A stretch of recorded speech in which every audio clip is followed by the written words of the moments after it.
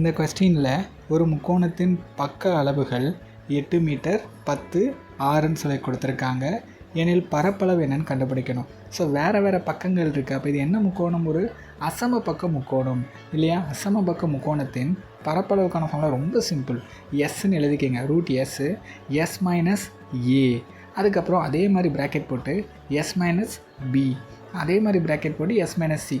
இந்த ஃபார்முலா நல்லா ஞாபகம் வச்சுக்கோங்க. இது வந்து அசம பக்க முக்கோணத்துக்கு. இதில் எஸ்ன்னு வருது பார்த்தீங்களா? ஸோ இந்த எஸ்ஸு எப்படி கண்டுபிடிக்கிறது அப்படின்னு சொல்கிறேன். எஸ் ஈக்குவல்ட்டு நமக்கு 3 பக்கங்கள் இருக்கா? இந்த 3 பக்கங்களையும் கூட்டுங்க. 8 10 6 டிவைடட் பை 2. இதையும் நல்லா ஞாபகம் வச்சுக்கோங்க. எஸ்ஸுக்கு என்ன பண்ணணும்? 3 பக்கங்களையும் கூட்டி டிவைடட் பை 2ன்னு போடணும். கூட்டினா 24 பை 2 = 12ன்னு வரும். அப்போ எஸ்ஸோட வேல்யூ என்ன? 12. இப்போ எஸ் கண்டுபிடிச்சாச்சு. அதுக்கப்புறம் ஏபிசின்னு இருக்குது பாருங்கள். அது என்னென்னா இந்த 3 பக்கங்கள் தான்.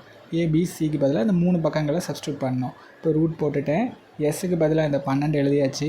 அதே மாதிரி இதில் 12 ஏக்கு பதிலாக இந்த 8 போட்டு கழிச்சா என்ன வரும்? 4ன்னு வருமா? அப்போ இன்ட்டு 4. இப்போ அதே மாதிரி இதில் 12 மைனஸ் 10 2ன்னு வரும். இன்ட்டு 12 மைனஸ் 6 6ன்னு வரும். ஓகேவா? இப்போ சின்னதாக்கிட்டேன். இப்போ இந்த 12 என்ன பண்ண போகிறேன்? விரிச்சு எழுதிக்க போகிறேன். எப்படி எழுதிக்கலாம்? 12 2 இன்ட்டு 2 இன்ட்டு 3ன்னு எழுதிக்கிறேன். இந்த 12 இப்படி விரிச்சு எழுதிக்கிறேன். இந்த 4 2 இன்ட்டு 2ன்னு எழுதிக்கிறேன். இந்த 2 அப்படியே எழுதிக்கிறேன். இந்த 6 2 இன்ட்டு 3ன்னு எழுதிக்கிறேன். ஓகேவா? இப்போ இது ஸ்கொயர் ரூட் இல்லையா? அப்போது எந்தெந்த டைம்லாம் 2 தடவை இருக்கோ அதை வெளியில் எடுத்துடலாம். இல்லை 2 தடவை இருக்கா? ஒரு 2 எடுத்துடுறேன். இங்கே ஒரு 3 இருக்குது, அங்கே ஒரு 3 இருக்குது. அப்போது ஒரு 3 வெளில எடுத்துருவோம். இங்கே 2 தடவை இருக்குது. ஸோ எடுத்துடுறேன். அதே மாதிரி 2 தடவை இருக்குது. அப்போ இது மட்டும்தான். எல்லாத்தையும் எடுத்தாச்சா? இப்போ எல்லாத்தையும் பெருக்குனா எனக்கு 24ன்னு வரும். அப்போ ஆன்சர் என்ன?